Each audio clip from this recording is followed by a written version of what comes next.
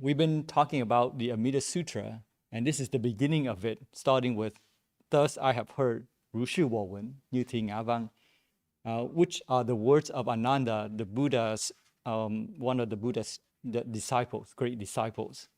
And we have been talking about, at that time, the Buddha was in the country of Savasti, and he was in the Jeta grove of Anathapindika. And we've been talking about Anathapindika because he was a prominent patron in Buddhism. Anathapindika chỉ tu cú giảng者, chữ nghĩa cấp cô độc.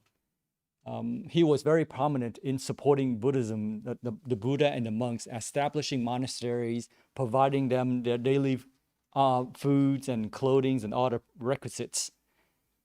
We have talked about how he became a disciple of the Buddha, and about how he was a wealthy benefactor.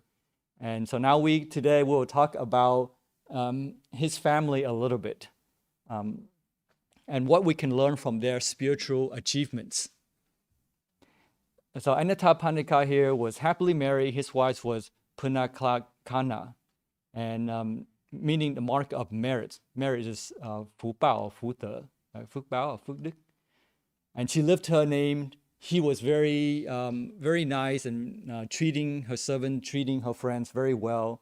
And through her brother that she learned about Buddhism, the Buddha's teaching. Anathapindika had 4 children, three daughters and a son. Now the 2 daughters, like their father, achieved stream entry. Stream entry, this is a term in Theravada Buddhism, which is Nan Chuan Phật giáo, Phật giáo Nam truyền. So Theravada is one of the major schools compared to Mahayana Buddhism. So the term of stream entry belongs to Theravada. In Mahayana, we call Bodhisattva, Pusa. So they just use different names. But stream entry is the very first level in entering sagehood. And there are specific qualities, and we talked about those qualities, including to be a stream entry. We have talked about this, so I'll do a quick review, is to eliminate these 3 fetters, right? Which is self-view, self-identity view, skeptical doubt, and attachment to rite and rituals.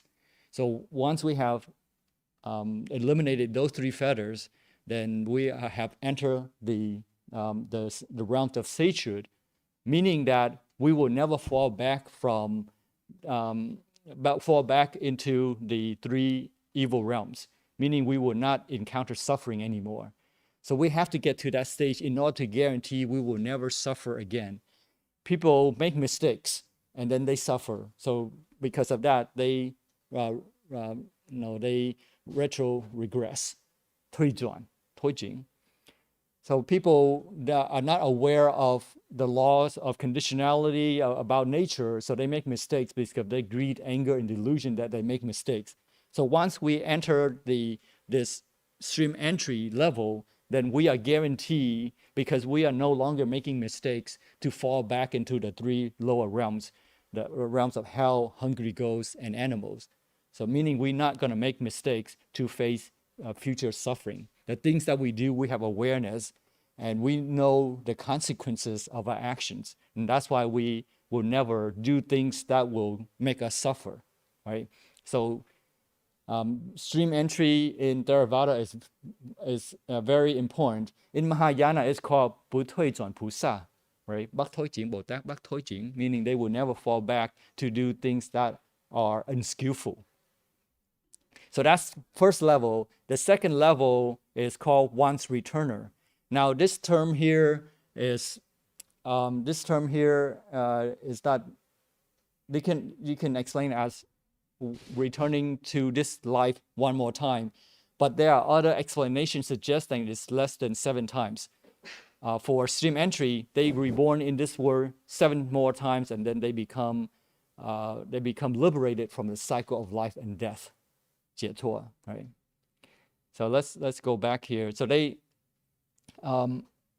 So the two daughters, like their father, attained stream entry, and they took over their father, the worldly affairs and the worldly and spiritual matters. They were able to handle them very harmoniously, meaning there were no conflicts in how they deal with people and how they practice spirituality.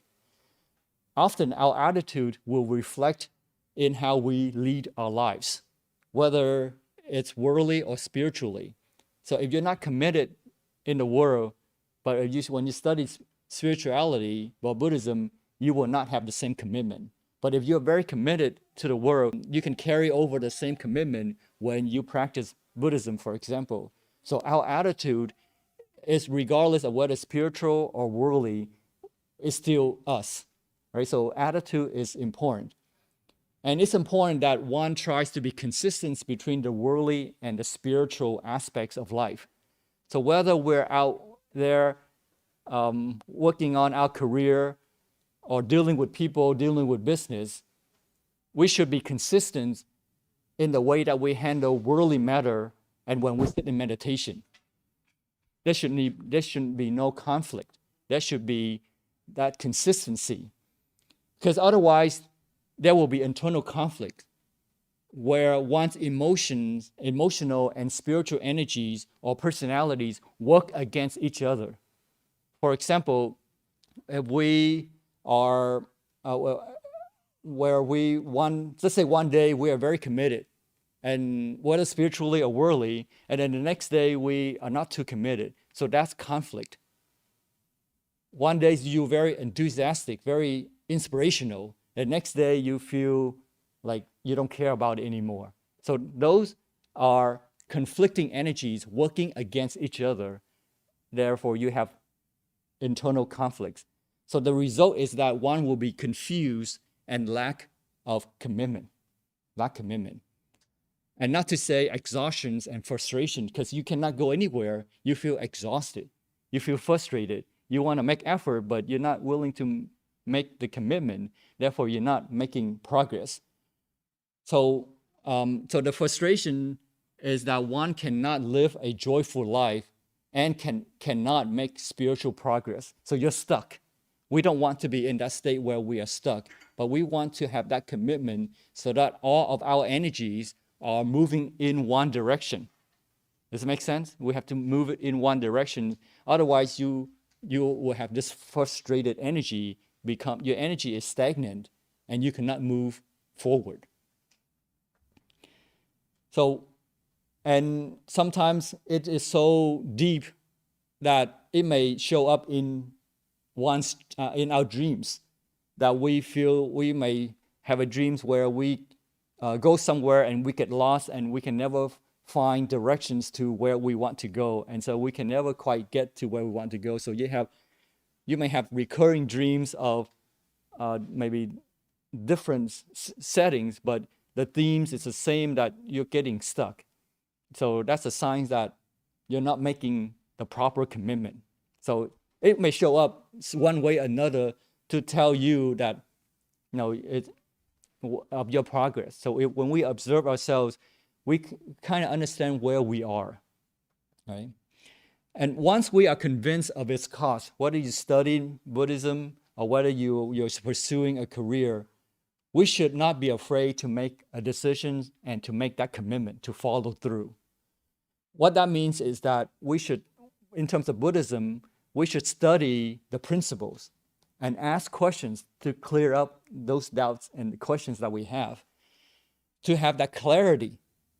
And we should put into practice whatever that we learn. We should put into practice, not just to learn it intellectually, but also to motivate ourselves emotionally.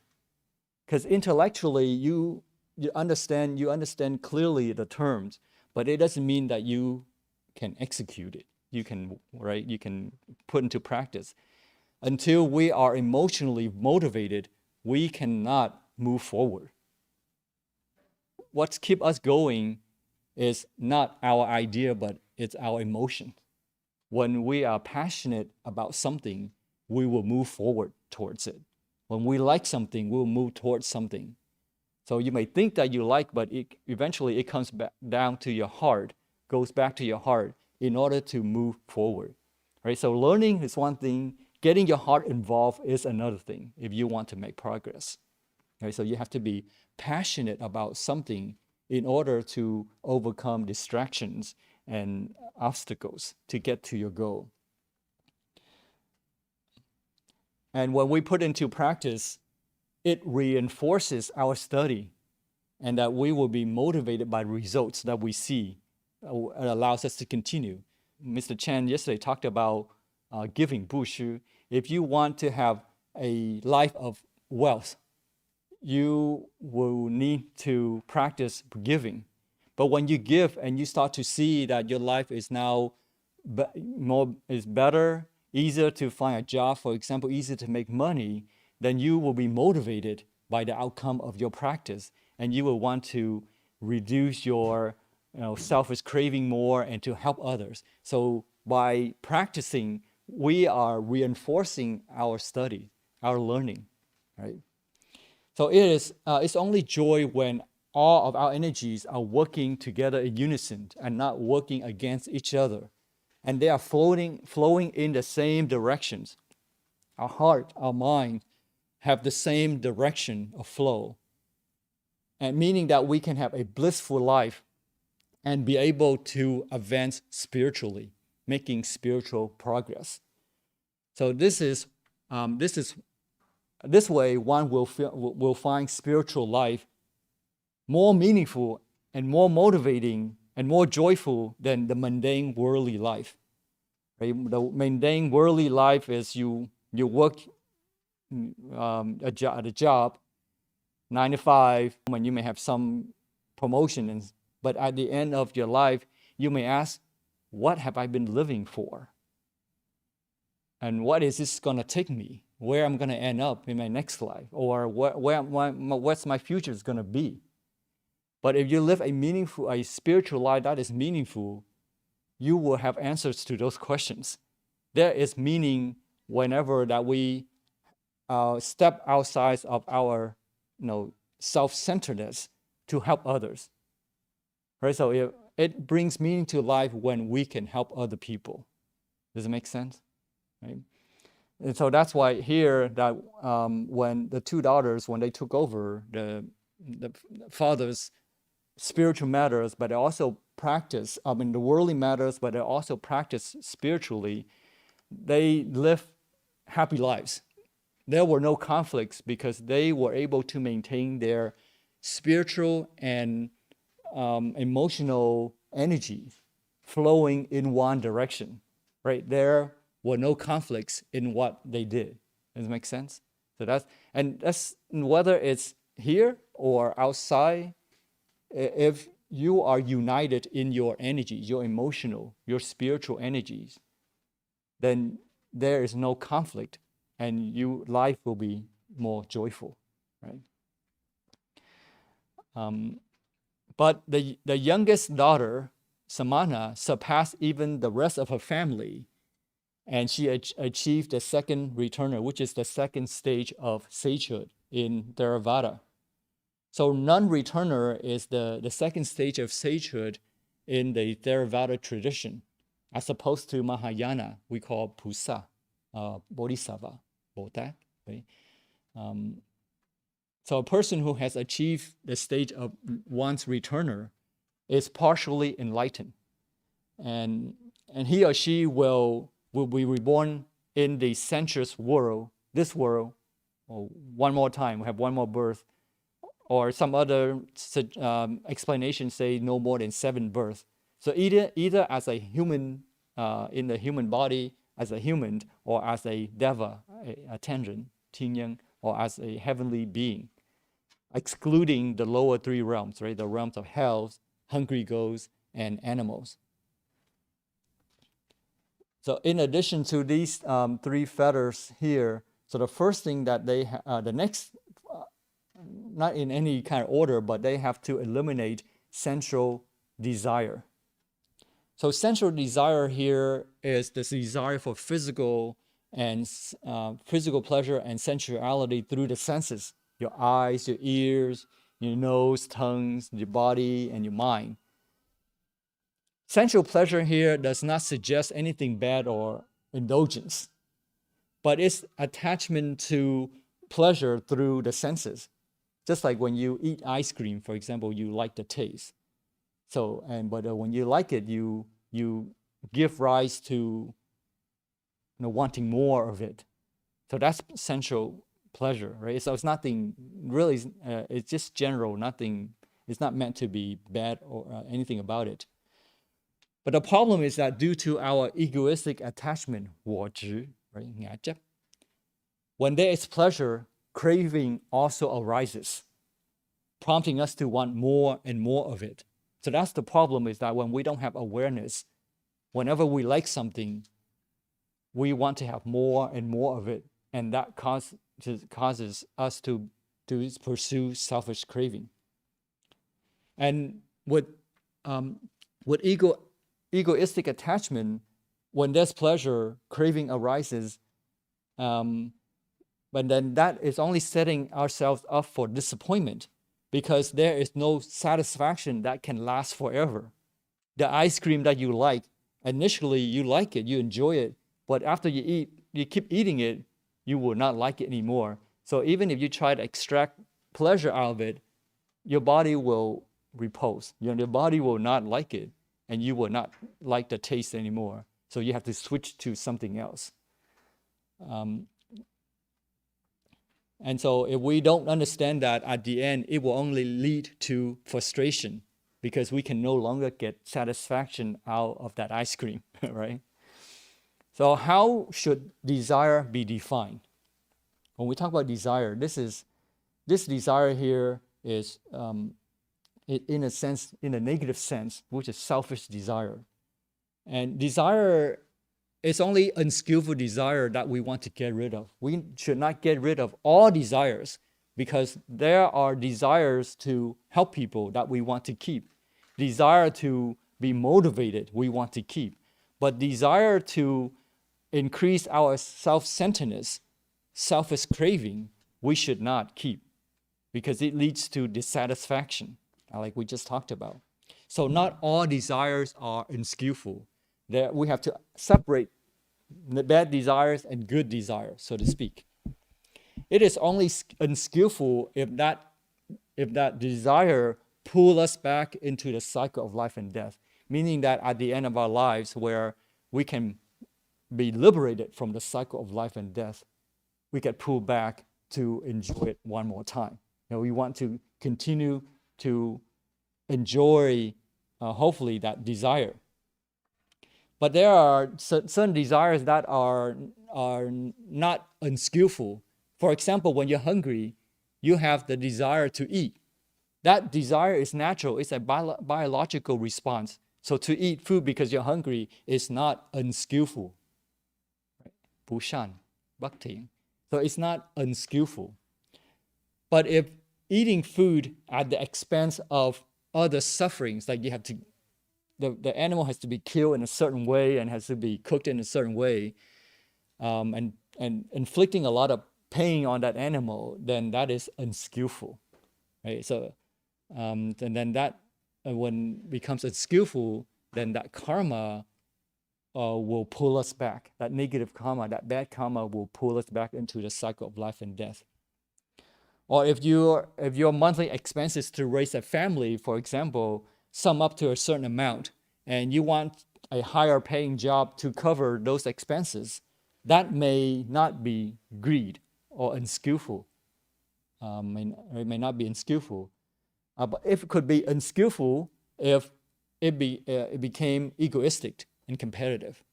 We wanted a new job because we wanted to, something about our egoistic pursuit for, it's not, so beyond what we need.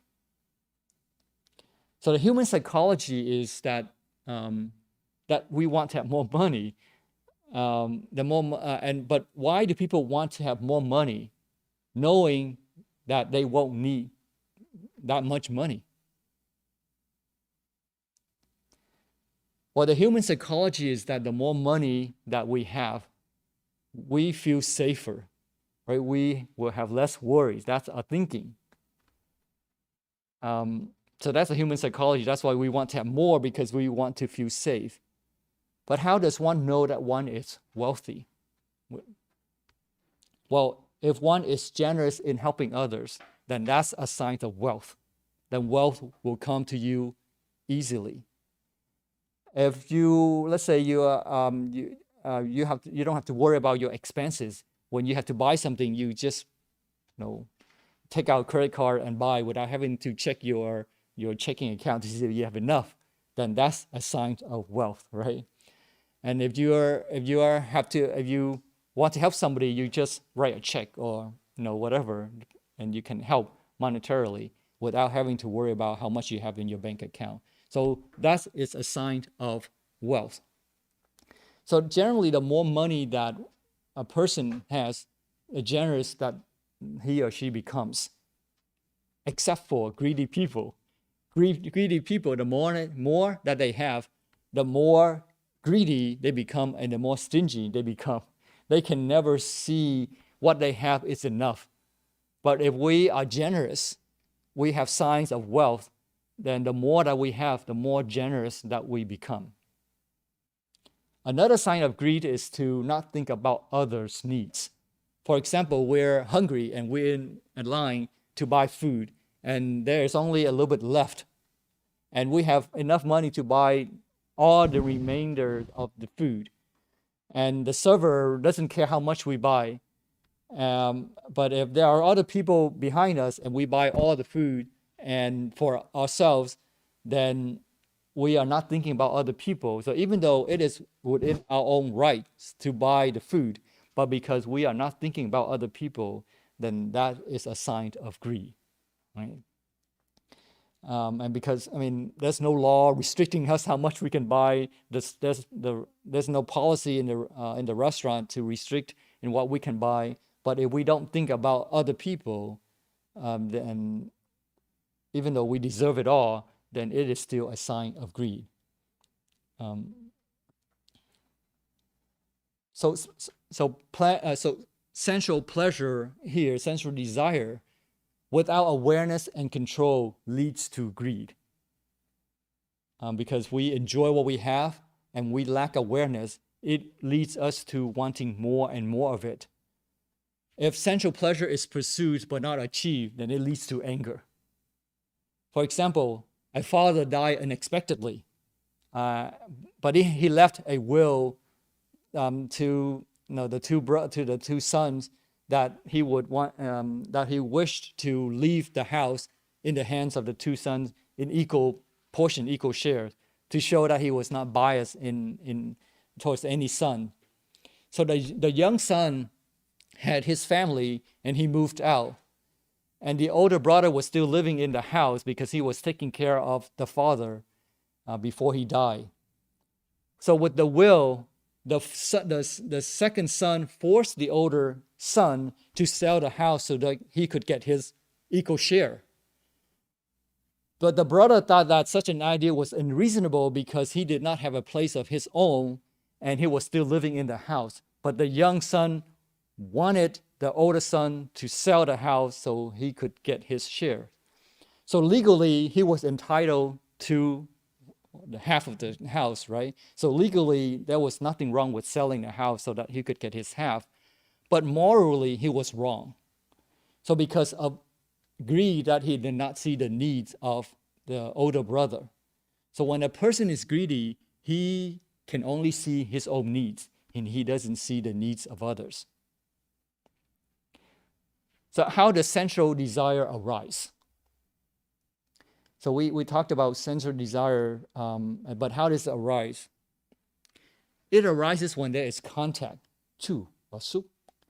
Contact here means that your six senses, your eyes, your ears, your nose, your tongue, your body, your mind, when those senses encounter like objects that you see, the sounds that you hear, the aroma that you smell, the touch that you feel in your body, and your mental activities. And when there is when there's focus, attention, then it gives rise to the corresponding consciousnesses of sight, hearing, smelling, tasting, touching, and thought. So that's when contact occurs. And that's where sensual desire occurs as well, because it's now a foundation. So if you don't pay attention to it, there is no contact, then there's no desire, because you didn't know that it was there, right? So it's only there because there is contact. So when we have this, we should understand that we should have awareness when we have contact with the things that we see, the things that we experience. So without mindfulness, 正念, right? 真念, without mindfulness, one becomes mindlessly and carelessly seeking pleasure here and there. So that is the chief root of suffering. When we get bored, we want to reach out to satisfy that boredom, then we are pursuing a sensual desire. Does it make sense? We want to have something to satisfy that craving. Even reading a newspaper or looking for entertainment, that is to satisfy our sensual desire. What it's saying here is that our sense consciousness can lead us to suffering if we don't have awareness. So 正念, mindfulness, is very important in how we apply and how for us to avoid suffering. It's important that we maintain awareness of these various unhealthy mental states arising through the senses, through our senses when we interact with people. If we don't have awareness, there will be unhealthy mental states that arise, including moods and thoughts of lust, ill will, sloth and torpor, like lack of energy, or restlessness or anxiety, very anxious about things, and doubt. And so those are hindrances. These are 障碍, Those are hindrances that can prevent us from achieving lightness and clarity in our perception. When we see things, it will cloud our understanding of things when we experience them. So each of those hindrances in its own way clouds the essential lightness and clarity of perception. And these are very deep-seated in our subconsciousness. It's very difficult to detect. Deep out in 潜意识, or very deep down in our subconsciousness. So we have to be very mindful in order to detect them. But if we are not mindful, they will surface up and they will show through our behavior. We become selfish, for example. And so with these deep-seated states of mind are a product of our karma, what we do, a 业力. And our delusions will form the fabric of our view, how we see things, and the sense of who we are. It will tell us who we think we are, and therefore also what the world is. So our perceptions with these unhealthy states of mind will change our view of how the world is. If we have unhealthy mind state, we will see the world very pessimistic. If we have, let's say, compassion, emotional positivity, then we will see the world in a very positive way. So the world is neither positive nor negative, but because our mental states that will drive us to see this person is bad, this person is evil, he's after me. Or if you're positive, you see, oh, he's trying to help me. So it's our understanding that leads us to see how the world, but it is not how the reality, how the reality is. So these deep-seated states of mind are very extremely subtle and difficult to detect. The mindfulness of one's mental process is, for this reason, is a very demanding practice. We have to put in a lot of focus in order to detect these unhealthy mental states. So being mindful is to be aware in seeing how, when the senses come into contact with their objects, that any one of these hindrances may arise. Lust may arise, ill will may arise, drowsiness may arise, right? Restlessness and anxiety may arise, and doubt may arise. And if we don't have awareness, those hindrances will change our view. 障碍 will change our view. So once we are able to refine our consciousness to be aware of these subtle, difficult to detect mental states, then we only need to understand them in order to, we don't have to do much. We just need to be aware and understand that they are coming to fruition, and then we can take the appropriate action. For example, let's say anger.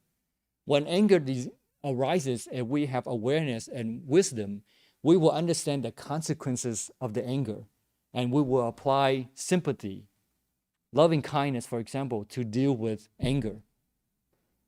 For example, let's say you open a newspaper and you read stories or police reports about how people are getting hurt from a car accident or some natural disaster. You may feel sorry for them, but you're not impacted emotionally. And then you may turn to the entertainment sections and can completely forget about those poor victims that you just read about, right? But if we get a phone call, let's say that one of our family members, son or daughter or spouse, has been in a car accident or a mass shooting, we become deeply concerned, and we may get even upset about it. So if we don't understand other people, we don't have sympathy, then it is not easy for us to give rise to loving kindness in our heart. So if we want to deal with anger, and our anger is pointed at somebody, if we don't understand them, then our anger will not be able to be resolved. This makes sense. So we have to understand them in order to resolve anger. Right? So one good way about resolving anger is to give rise to sympathy and loving kindness. But in order to have sympathy and loving kindness, we have to understand them. We have to put ourselves in their shoes. So similarly, if we understand ourselves and we truly care about ourselves, we will not allow anger to destroy us spiritually and our physical health as well, right? If we don't have awareness, we give rise to anger, then we are not truly loving ourselves, because we are allowing ourselves to be deteriorated spiritually, emotionally. So practicing mindfulness of our thoughts can help us to prevent harming ourselves. So this requires vigilance and diligence. The hindrances may not arise with any great fanfare. On the contrary, they are extremely subtle. So that's why it requires a lot of effort, because they are very subtle and very difficult to detect. But it's the very small things that give them away. It's how we say things. It's how we do things that will tell us, the small little things that will tell us what is lying deep in our heart. For example, in conversation with coworker, if we just automatically, without control, slash out some criticism, then that's what's deeply in our heart, right? If we don't stop that, we don't have awareness, then we don't know that deep down inside, that's how we feel about that person. But we're not perfect, so we're not going to be able to maintain our awareness all the time. But what we can do is to be aware of how we think and be aware of what we say, and understand the motivation behind why we say those things, why we do those things. So the task here is to recognize what our observation tells us about ourselves, and then do whatever we need to do to adjust our attitude bring it more into line with any in the way things really are. So that person may not be bad. It's our wrong perception. So, but if we consider all the facts, then that person may not be a bad person.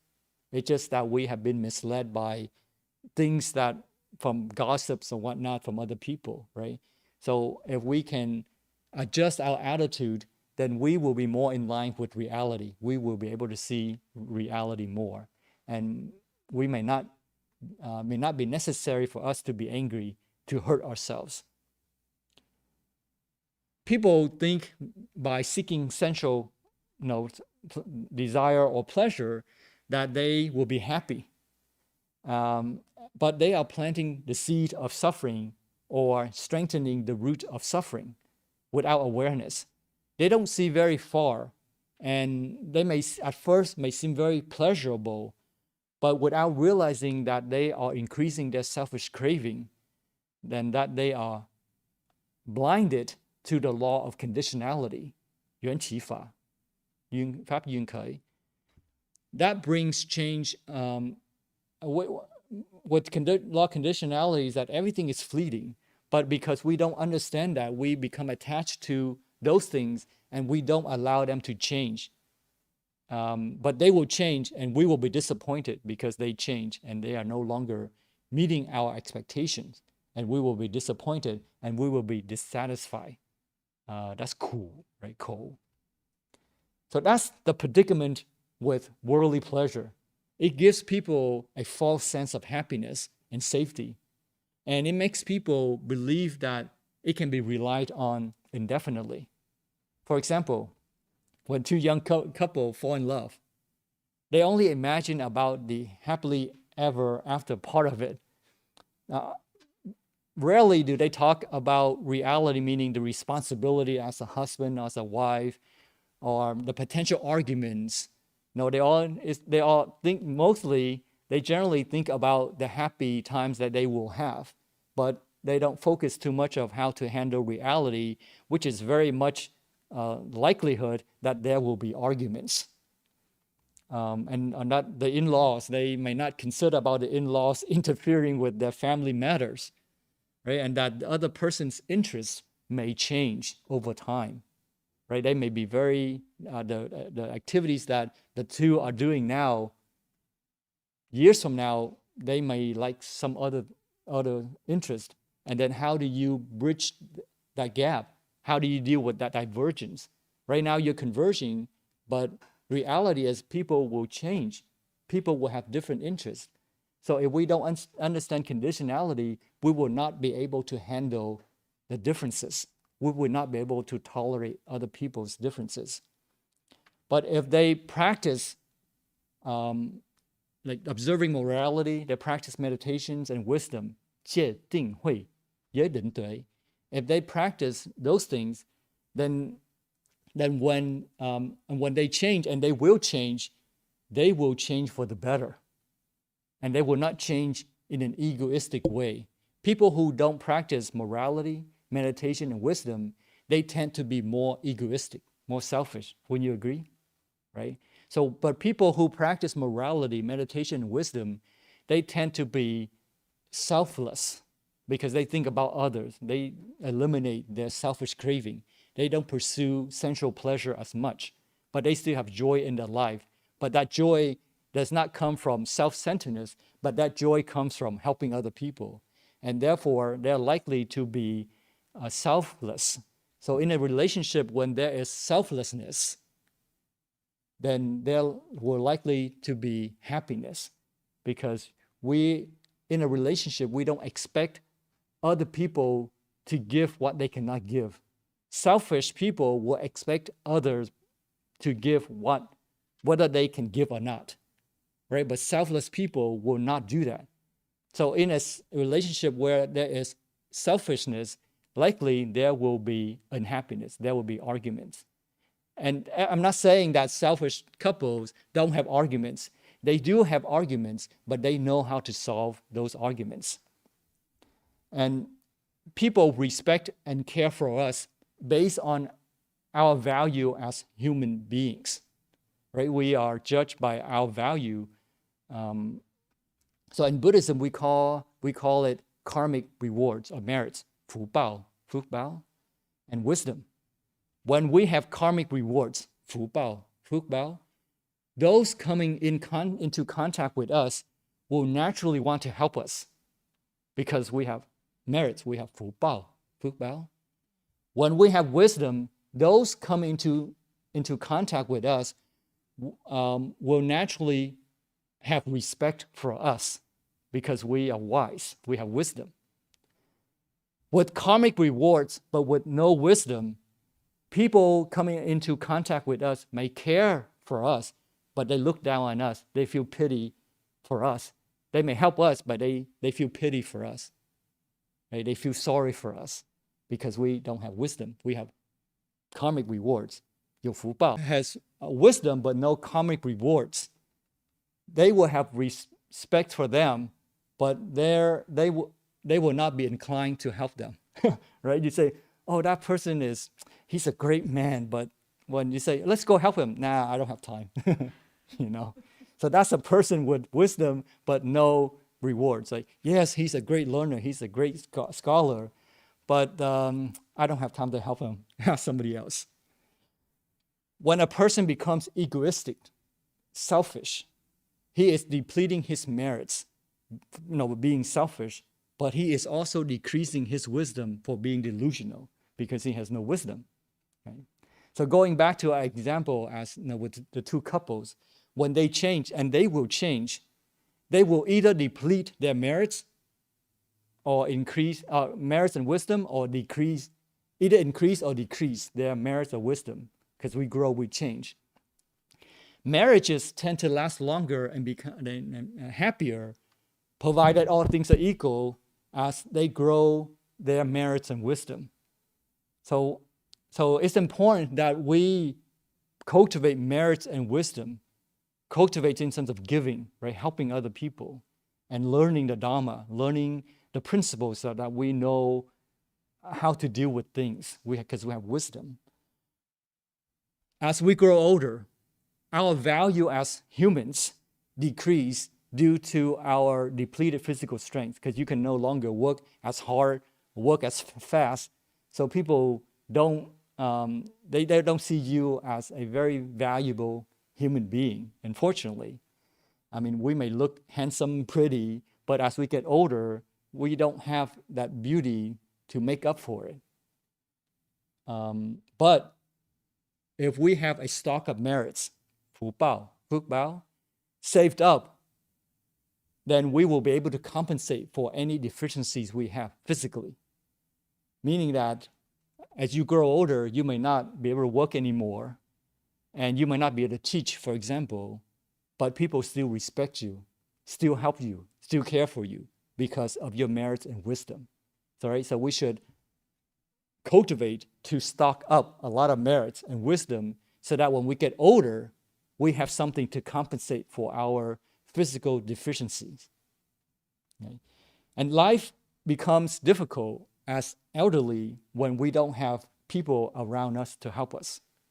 Right? Life is very difficult if we don't have people to help us. So merit and wisdom cultivation is extremely important and necessary to one's happiness. Every waking hour that we have, every strength that we have, every amount of strength that we have, we should try our best to contribute, to help where we can, and to make the environment around us blissful. That's cultivating merit. So if one is serious about observing precepts, practicing meditation, increasing wisdom, like 戒定慧也定对, if one is serious about it, about those things, then one will naturally want to reduce sensual desire, because you see that behind sensual desire is dissatisfaction. There is nothing that can last forever. You may enjoy it now. The car that you have, you're so proud of, 10 years from now, you're not going to be very proud of it anymore, right? Because things change. Things will deplete their value. So, but why why do we want to naturally reduce our essential desire? One will realize the meditative or spiritual bliss is even more pleasurable than the worldly mundane joy that comes at a great price. For example, you want to enjoy worldly things, you have to pay a big price for it. If you want to have like a great party, you want to have a lot of friends, you have to attend to their needs. You want to put up a great party so you can have fun, you have to spend a lot of money on it, and you have to maintain the friends, feed them, nurture the friendships. So nothing comes for free.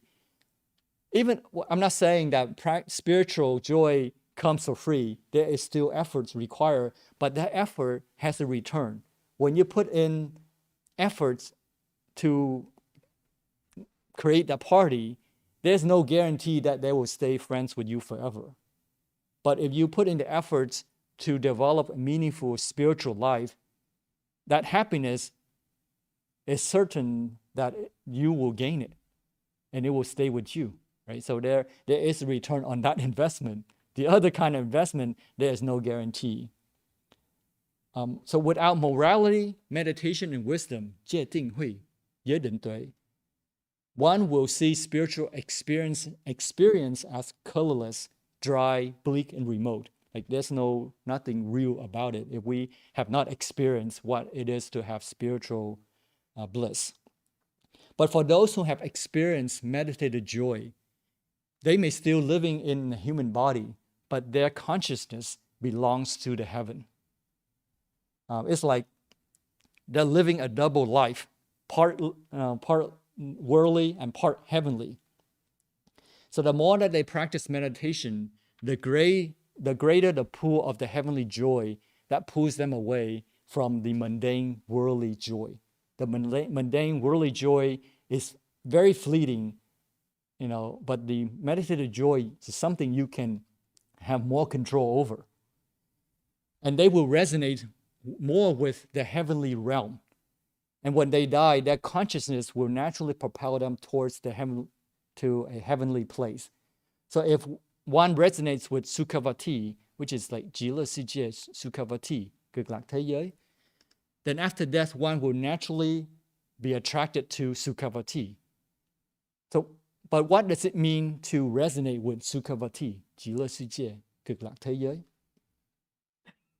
It means that our body and mind have to be attracted to the qualities of those in Sukhavati, their compassion, the way they live their lives. We have to be attracted to those qualities in order to be with them, right? If we don't know who they are, we don't know what they do, we don't understand their culture, how can we join them long term? So when we resonate with those in Sukhavati, then that means that we will have to live our lives as if we are already in Sukhavati, as if we are already bodhisattvas in Sukhavati.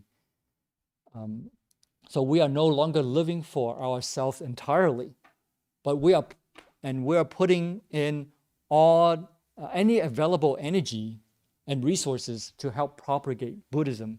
Buddhism, I don't mean in a religious sense, but Buddhism in terms of sharing the truth, sharing the Dharma, sharing happiness with other people. And it is out of compassion, not because we want to convert anybody, but because we see that there is a need, therefore we introduce the Dharma to them, not because we want to convert them. We may not be able to do much, but it is the aspiration that counts, right? We're very limited in resources and what we can do to influence people. But because we love the Dharma, we have seen the benefits of practicing the Dharma ourselves, and we're inspired to help those who may need the Dharma. So as long as we try our best to help propagate Buddhism, the Dharma, then that is all that matters, right? The results we don't know, because the work of Dharma propagation belongs to great bodhisattvas. We are very little, we cannot do much. We may be running around doing the legwork for them, but the great effects, the great influence that they have on helping other really belongs to the great bodhisattvas. They have the ability to do so. We are very small. We're like potatoes that cannot do much, but we are very shiny potatoes. We are very tasty potatoes, right? So it may be small, but it's very tasty. Quality is what counts. So it's no longer about us, but it's more about how and what we can do to bring the Dharma to other people. But unbeknownst to us, by just helping out, trying our best, by attending lectures, Dharma assemblies, 法会, we are eliminating the root of suffering, right? We are eliminating this chief root of suffering because we are supporting the Dharma in a selfless way. It's no longer about us, but it's the inspirations that we have. So little do we know that we are being helped. We are helping ourselves, but the bodhisattvas are also helping ourselves. So by meditating on,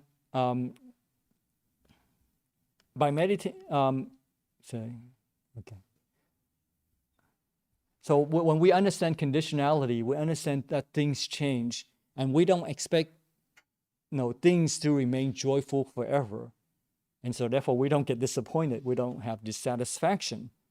We know that our body will change, our mind will change, people around us, the environment will change.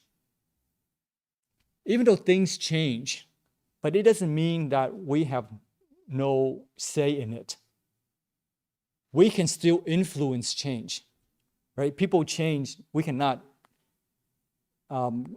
say how they will change, but we can still influence that change. We are still part of it. We're not completely isolated. Even though we may not be able to control it, but we can influence it. We can impact it. For example, when we cultivate merits, 持戒, like 修福, observe morality, we can influence change towards joy. When we have merits, karmic rewards, 福报, those who come in contact with us will want to help us. So meaning that they are more receptive to our suggestions, and they will consider what we offer and not just to ignore it, right? So we can change them that way. We don't say, you do this, but we can suggest and they will be receptive to our suggestions. Because cultivating merits is creating favorable conditions. So when we create favorable conditions, then favorable fruits will arise. Does it make sense? Meaning joy will arise. So when we observe the precepts, meditate, and practice, uncover our wisdom, we are creating favorable conditions, and favorable fruits will come to fruition. Does it make sense? So that's one way of changing or influence things. The second thing that we can do is to practice meditation. Is that even though things change, but we can influence that joy to last longer. If our mind is not meditative, then we become very fleeting, right? We reach out here and there to satisfy our joy. Let's say like you're watching a YouTube video and it's not been done yet. You jump over to the next pose. You keep jumping because you're trying to feed that satisfaction, because the mind is not meditative, so you're not really fully absorbing, utilizing that happiness. The joy is there, the food is there, but before digesting it, you're already looking forward to something else. So you're not reaping the benefits, the nutrients of what you are enjoying. So the quality of that enjoyment is not there when our mind is not meditative. But if our mind is meditative, then we can make the best out of that enjoyment without depleting our energy. Because if you jump from one thing to another, trying to maximize that joy, then you become lethargic, you become tiring. right? You watch those like YouTubes or posts. After a while, you get tired because you're draining your energy in a very inefficient way. But if you have meditative joy, meditative mind, then you will be more efficient in how you enjoy life. So you can influence it to last a little bit longer. A third way that you can influence change is wisdom. So that's another way to see things clearly, and therefore you're not being enticed by something else that tricks you to go and pursue it and leave what you have. So when we meditate, going back to meditation, if we practice meditation on 慈悲喜舍, which is compassion, loving kindness, sympathetic joy, and equanimity, then we are cultivating emotional positivity. And that's what allows us to maintain that joy. When we are emotionally positive, we can maintain that joy. If you're in a negative mindset, even if people come to you and try to cheer you up, that joy becomes fleeting, right? It, in fact, may not even arise because there's so much negativity in us that we changed a positive environment into a negative environment. But if you are emotionally positive through the practice of compassion, loving kindness, sympathetic joy, and equanimity, 慈悲喜舍, 德悲喜舍, then you can maintain that joy longer. Does it make sense? Right? So this is very logical of how we approach things and how we can maintain a joyful life, because we know the factors, the conditions, how to make that joy last longer. In other words, we can influence change. Change will occur, but we have a say in it. We have a say by putting in the proper conditions so that joy can last longer, right? And if we practice wisdom, then we can make the emotional positivity to be permanent, so to speak. Meaning that it's not just enjoying meditative bliss, but we should also reflect and investigate conditionality of things, reflecting on impermanence, sunyata. Sunyata here means meaning 空性, 空单, emptiness. Sunyata means emptiness, and conditioned phenomena, because those things are fleeting.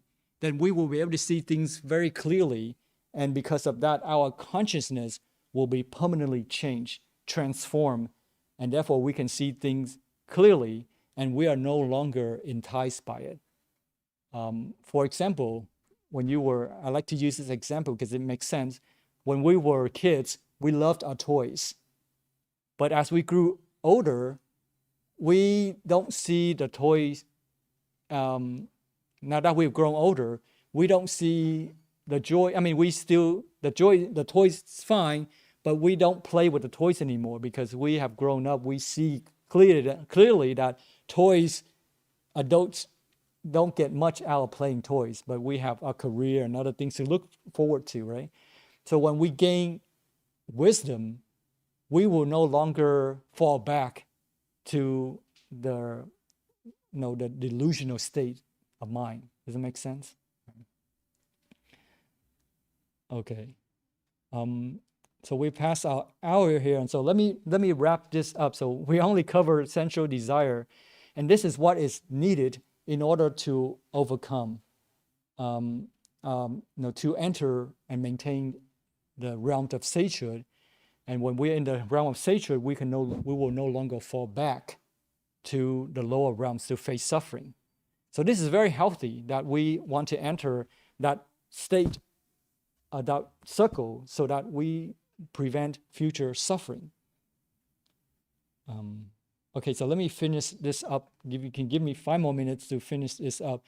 So, so when we see reality clearly, we will be more convinced of the benefits of merit cultivation, 修福, 读福, which will make the environment conditions more favorable because we cultivate merits, right?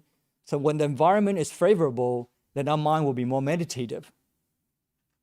Then And when we become more meditative, we become more emotionally positive, we become more calm.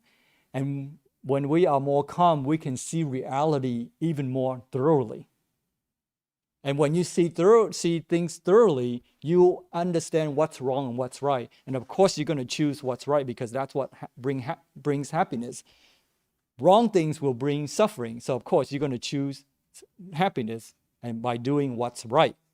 And when you're doing what's right, you are cultivating more merits. So this is a virtuous cycle, all right, of precept, meditation, and wisdom. 戒定慧giới định tuệ. So let's summarize this. What I just said, I'm oversimplifying the process, right? It's going to take time. So don't be expecting that a single act of merit cultivation that you will have a calm mind. No, you're going to have to sit down. But when you come to meditation session, you will not be distracted because you have merits. Nobody's going to be bothering you, calling you, trying to distract you, but you will have control of your environment, right? When you have merits, you choose what you want to do. And when you have 福报, then when you have merits, you can choose what you want to do. So it allows you to practice, to focus on your goal, to develop emotional positivities, and that allows joy to last longer.